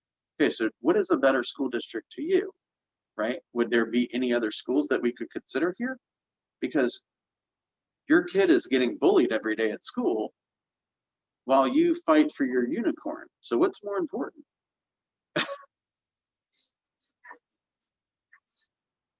So that's the point. So you're telling me that you have to move for blah, blah, blah, blah, blah situation. Is that correct? Yes. Okay. So based on your desire and your requirement to move by March 1st, which of these properties are you going to buy? Because I'm looking at, I don't see any matches.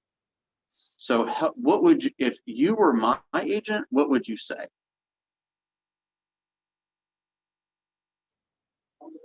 I've had two conversations with the buyer, and just over the phone, and there's no chance that I'm going to find what they want. They're way out of hand. So I'm having a Zoom call. Hey, hang on, I'm going to share my screen with you. And try to come up with options. Same situation. Right. Like and sometimes you saying, if you're like, hey, that's not realistic, you're like, oh, I don't trust you.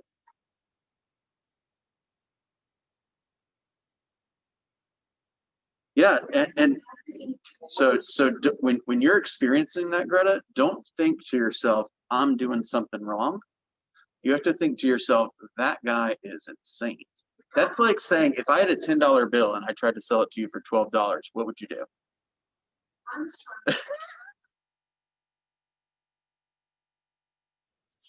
Well, he has to get realistic. That's like saying, you know, I wanna buy a share of stock that's $20. What Amazon for $20? That's not gonna happen. Well, you know, oftentimes, not to get too political here, but there's a lot, this generation has been coddled a bit, right? And they don't understand sometimes what's possible and what's not possible. And maybe he has access to additional money, but he's got to be told, hey, in your current situation, here's what's available. If we adjust your criteria in the following way, here's what's available. How would you like to proceed? Given the fact that you need to be under contract in the next 2 weeks. Yeah. Right? Hmm. I mean, look, you got to ask it, and at some point you got to ask yourself, is this guy an opportunity? Right? Am I hanging on to a poor client, literally, right? Because I have a lack of prospects, because I did a lack of prospecting. I'm not, is that why you gave me a look earlier? I'm glad he was looking at me. No, if I call you out, I'll do it in private. I was not looking at you. All right, you guys, have a wonderful weekend, okay? Thanks, you too. That's good. Enjoy that.